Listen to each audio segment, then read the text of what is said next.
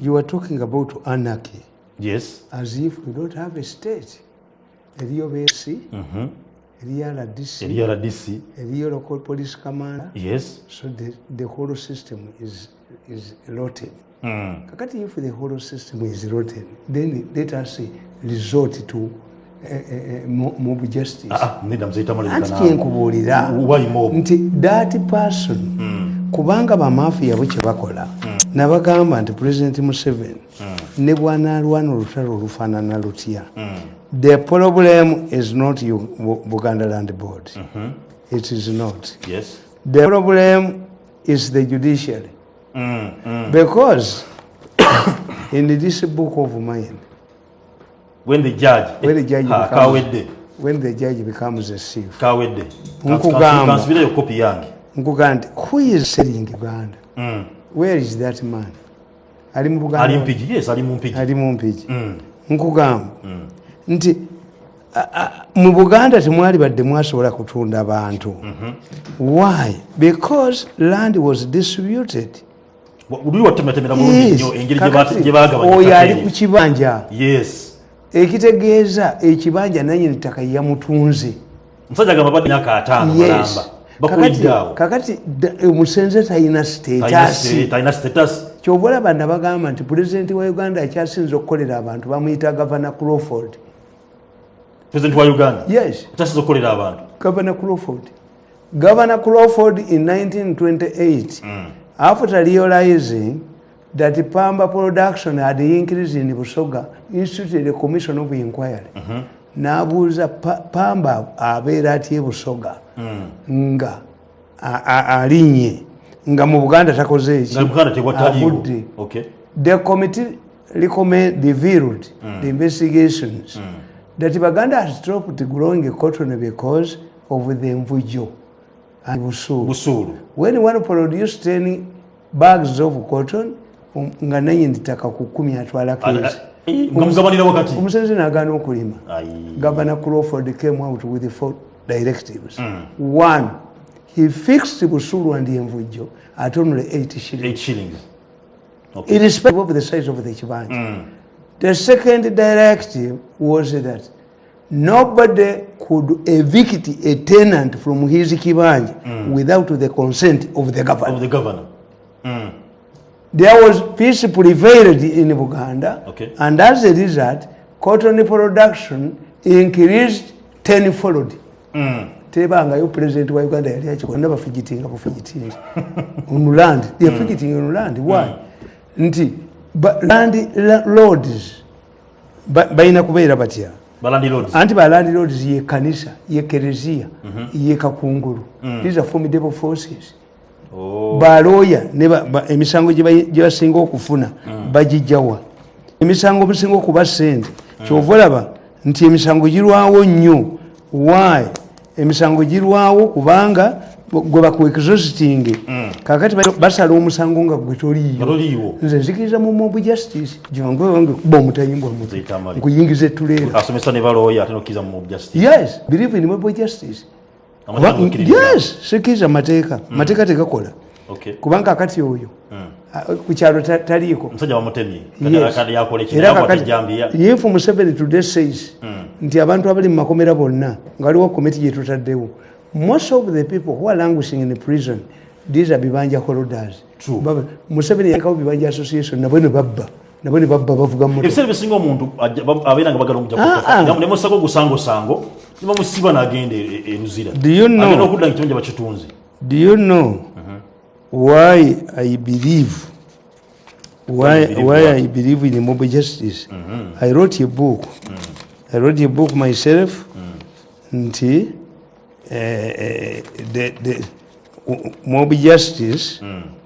Why I believe in mob justice nabagamba nti mob justice akola kubana kugamba wano mu katabo kange kano akambuga crucified for my wadde topic yange olwaleero president yayogeddeko ng'agamba betikami nkugamba when the people heard about the development in emerging cities they decided to migrate to townships en mass. This trend started landlords who relied on these peasants to sustain the agriculture business since there were no tractors to replace casual labor supplied by peasants. This was written in 1200 AD. I'm talking about the Black Revolt that is needed here. Hey, you want to do the Black Revolt? So I'm telling you, it is said that a person at the verge of drowning will grab a straw or hoping that it would save him from death. This applies to how landlords in England responded. When the landlords in England heard about the Industrial Revolution, seeing people migrating from the villages to the cities. In Uganda it is the reverse. Chasing people from town to villages. When they are being evicted from the villages. So, waliwo amakubo abiri gokka mu nsi. Amakubo agazaliza omukazi gabiri n'omuchannels of Australian. Once the government abdicates its responsibility, nedda mu gundi. The French Revolution was as a result of indecision. Yes, abantu went to the baganti ye kabaka akeera kuyiga agenda kukola ki. They liked their king. Okay. Balafayette bakola akakofiira omuli ne langi za kabaka, but the kabaka did not realize nti abantu bamwagala. The landlords believed that intimidation, like our landlords are doing, and the threats would stop the exodus of peasants to emerging cities. They even introduced tough measures, including the following. When the landlords in Britain, in England, in 1000 AD, so that their peasants, the serfs, are moving from the villages to the towns, they introduced tough measures, including the following. The act of peasants to relocate to towns was criminalized. Like the punishment. If anyone decided to leave the village, they would do everything in their means to stop him from reaching his destination. The second, like ngabo bakora nebaleta abajozi bamayumba g'abantu. Inakatambi kenkubye ku Tamale Mirundi official. Somebody was asking, Mirundi is telling the president that is the problem in the palace. Is it true? The man said, who is evicting people? The one who was talking to said Mirundi is correct. Telling the people that all of the problems we have come from the palace. Namubuza, who is undermining government institutions. Bonna bakkiriza nga bavuddewo bamukalumbe ku Tamale Mirundi official. They have agreed to byonna bivaawa. Biva mu nyumba ennene. Byonna. Teri kitava wala. All of the problems. Ebizibu nebyo bisumba Uganda. Anti baagala musuula. Biva mu nyumba ki? Namuyamba. Bayituze lirepe ntasi yali tasobola kutuukayo. Now settlement yogikoze? Yes.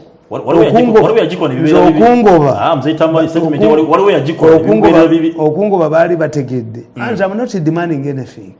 Nze nabapokinga ne bangoba ngende wange ntuule. Yes. Naye ndagaana okuva ku Museveni. Ng'omuntu. Babo baali baagala. And it happened. When kankubuulire. Kasita mulya mwekka ne mutalya n'abantu balala. Obugagga bubaefuukira. Ndi kakati today there is a man who is fighting tooth and nail to control to become president of Uganda. Why? Ye ali arrogant. Alina obugagga bungi nnyo from poverty. Waliwo nakolyo kavinyako nako. Kyovula batta abantu mu malwaliro. Kati they cannot surrender. They cannot entrust their wealth to another person. Balina okuba nti basigala mu buyinza bakumye obugagga byabwe. Yes. Ajja kutta abantu bonna bamalewo nga mbuyiko yinange. He is panicking. That's why they fall to me. Bo balowooza they can dislodge Museveni when basigalawo. No, Ugandans want Museveni to sort the mafias. Not with the mafias to sort. Era bwe mukyagamba. Enguze Museveni abayole. Fekye tumuyambyeko akwata obusajja buno ate Katonda n'atuyamba. Tuzize emisango external forces okutta abantu. Babujimbye bonna akankana bukankanya.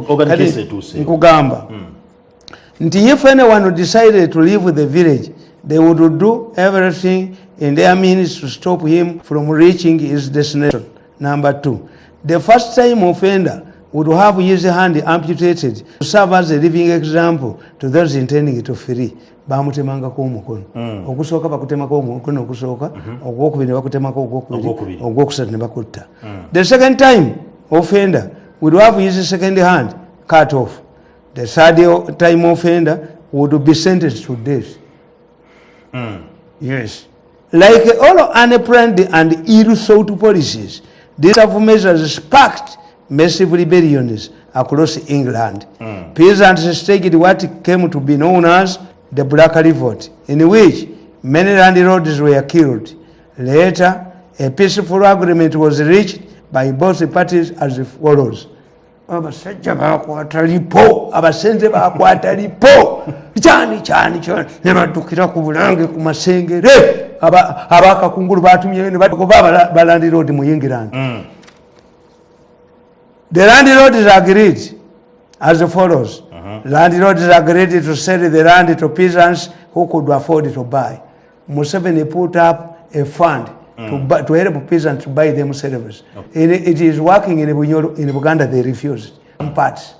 Bachalowooza okulunda abantu okujjako ng'abantu be babeefuulidde n'olaba entenga zikopa omulaali nti zikopa abantu n'olaba una kati okuleeta yajjayo ekimotoka ekikadde nembaga nti oyo omwana ajjayo ekigundi ekirolisi ayagala kusonda ssente ye buli kaseera omutwe gwe kati omulaba ng'akanga badde bw'ati kati era ali mu kusonda ssente za kimotoka oba bajjajjaffe baagula emmotoka empya lwaki tetugula rolls-royce empya era omwana abagusa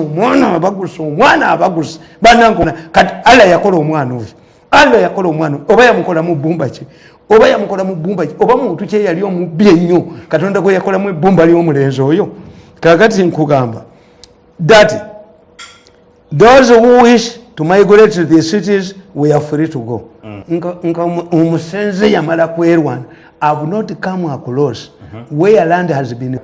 Mugabe bamuwa sente Kenya bagiwa $500,000 pounds negula bali ne bagenda. Zimbabwe bakisa mu ndagaano Britain ne Ghana. Mugabe yawamba biwanga.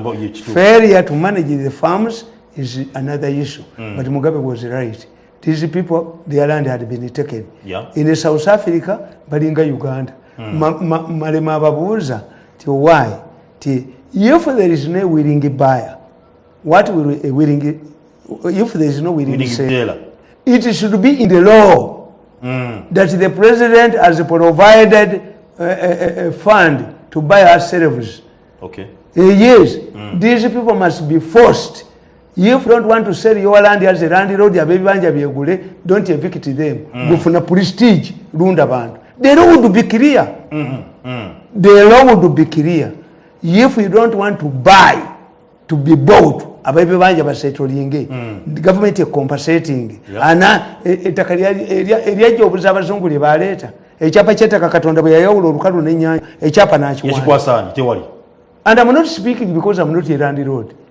My father left 760 gund acres of land.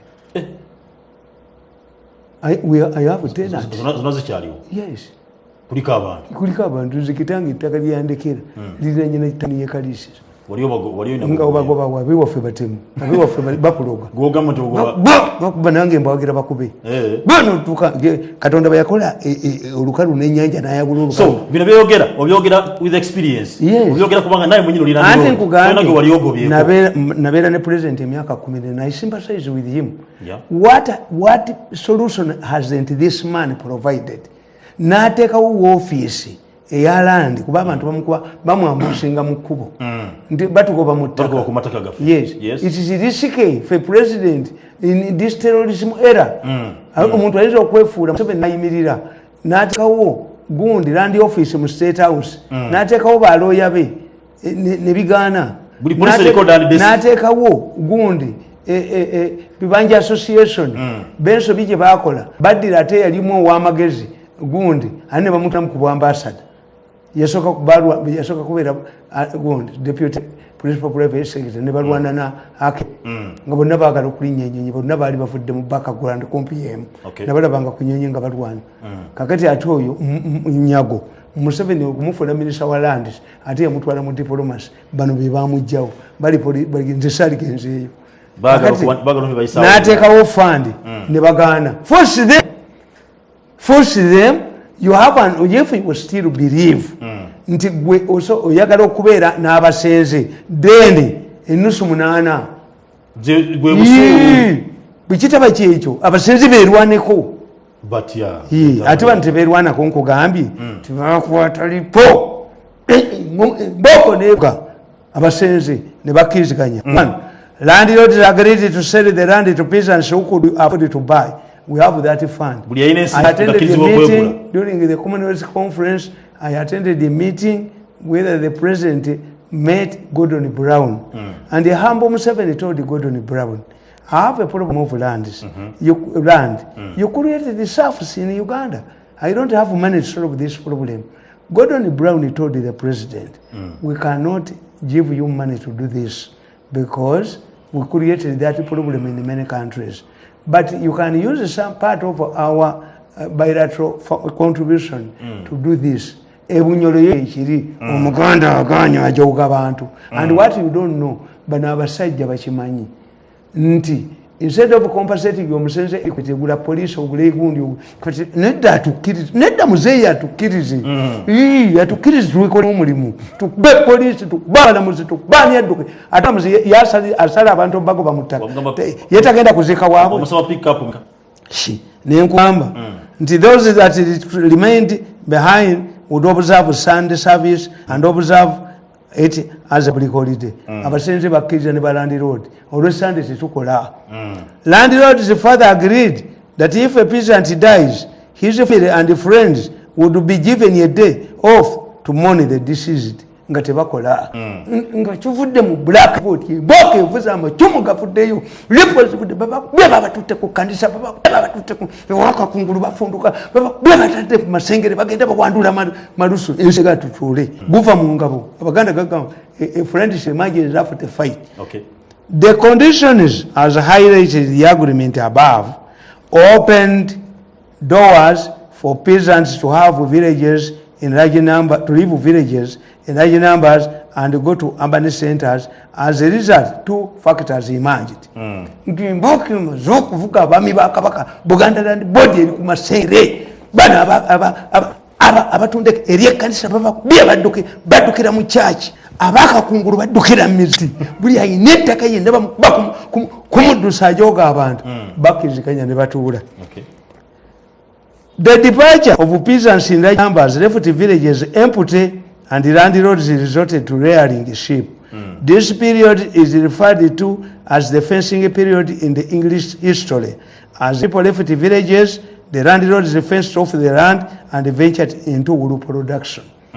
History of England tukiyita the fencing system in England. People left big chunks of land, the peasants. Today in Uganda we have nowhere to go. People are chased away from villages. Yes. Two, that's why Museveni's initiatives cannot work. Kati nadi zekuwe otekemu ntinga your future is uncertain. Yes. You first assured like Governor Crawford, first assured the peasants. The peasant tavaamu ng'oli musangawo. Museveni must first assure the peasants. Not these programs can benefit these people. You cannot benefit from this program when you are on the run. Why don't they introduce these programs in refugee to refugees? Kikwa. Nauliza watu wanasema hiyo mjinga hiyo mjinga anatumia pombe mulevi. I just laugh. You don't have brains. But you not this program tewe refugees. Yes. Tebana permanent settlement. Exactly. No mtu alimuduka duka. Yes. You talk about Balalo moving from here to here. How when they look at those who have already settled one day. Kalusu atambula na gondi yenyini rwamira matambula na Kalusu. Nemudire nteza abanamwe nemuziteka ku Kalusu muzirone ekiro muzikule ku Dondolo. Where did this man remain where? Omuntu yenna bwe butwa tukyusa society osooka n'okolyako omu ekintu n'asanyuka. Yes. But when they look back, abanyankole abaganda bakoga abanyankole basanga ngente ezisibiddwa mu Buganda emigo. Ebiga bazisibe za kimayoki. Ewaffe ziri mu farm. These Balalo cannot settle down when they hear, when they see that those who are gundi mubabba eddagala kati agirikalicha Museveni yagitta nakiteeka omwana omwana omusa. This law was intended to minimize joblessness and crime in the cities. Cities introduced tough laws to regulate new immigrants and force them to look for jobs in factories. A prison sentence was slapped on immigrants that refused to work in factories. They used the vagabond law. Even in the Kampala City Council now, Uganda is Vagaland. Kakati, you cannot. Museveni must be tough. The question is not Uganda Land Board. Yes. Whether it's illegal or not. The question is flouting rules. Yes. The question is failure by these landlords to compensate. They use market tricks. No, before you go ahead. Yes. Take cash on Uganda erikola. The take cash. Institution je ekola. Nakugamba nti mu developed countries, a law is like a cobweb. It's like a blind kid.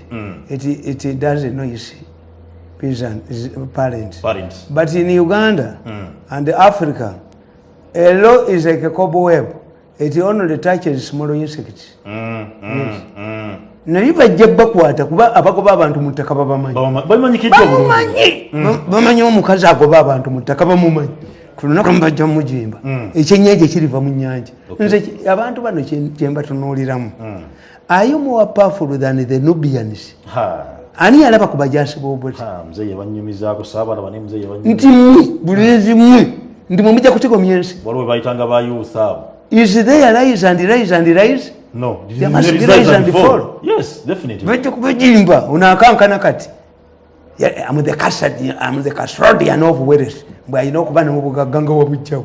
It will evaporate like ice cream. But antisepayola international community is abazungu bagiddwa endulu zijja kuvuga kuba ajoza abantu nagoba abantu mu bifo bya government. Now if I get the minister of agriculture is no longer important. Why?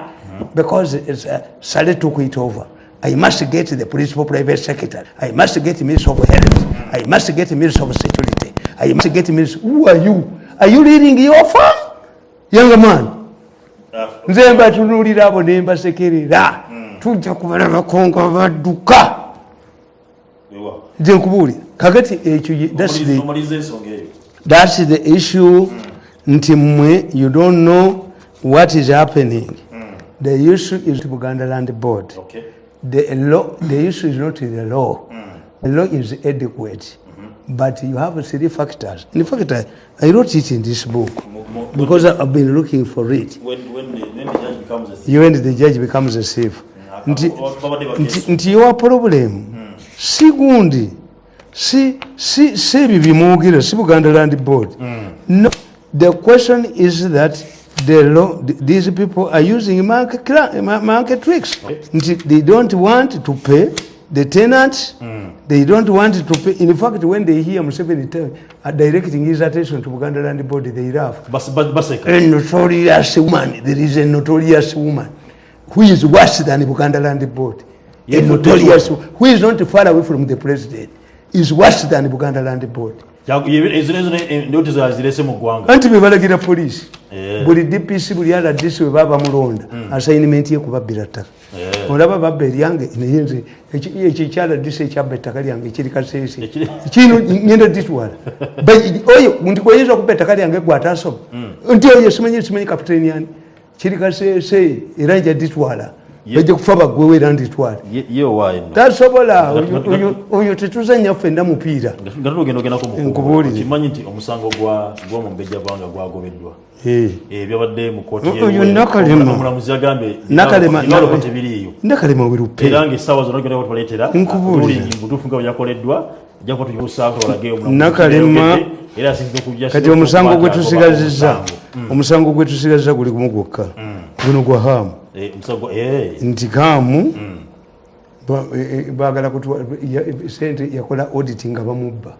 Kakati bano kye baakola ababbanka ne balyoka bakipolitizing baleeta bakalugire baani. Nti bano bajja kubba sente nga beeyambisa bakalugire. Are they going to be permanently here? Yes.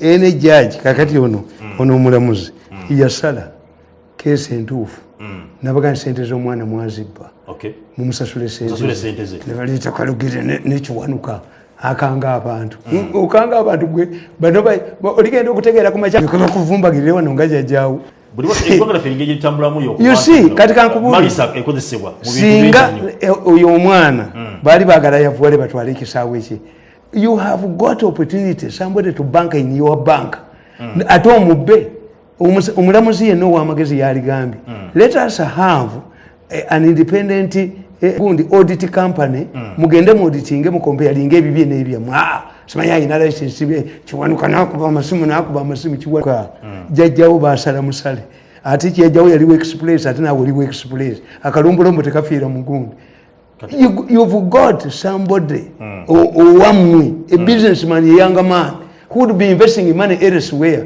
naziteeka mu ggwanga lyamu you harass him olina okubeerawo omu yekkanga yalina sente ngaabalala balina kumufukamirizawe kumukamira nteeze how Ugandans cannot accept this Ugandans cannot accept a group which can dominate them balabye kwamini ne balaba kuwandi they are tough people bashoka ne bakuleka ne weewaana ne weewaka n'oteeka ko galubindizo n'okola otya naye ottayo omuntu omu ne bookya ebintu bye byonna n'olaba abali mu uniform nga bakubya omutwe bagwasizza ng'ejjogo lyonna likuwedde mu mutwe kati nabagamba nga tibajja kutemba tebatembye 80 of your doctors are held in Hague baagala minister ne former minister nabo babajimbe ensonga weetuuse kuti abantu malwaliro I was when you hear that gundi recording on Tamale Mirundi bajja kugachena badde njogera kwa Albert Cook nti batyayo omwana wange they are confirming the Chinese we are taking we are making research using Albert Cook kati eryo kanisa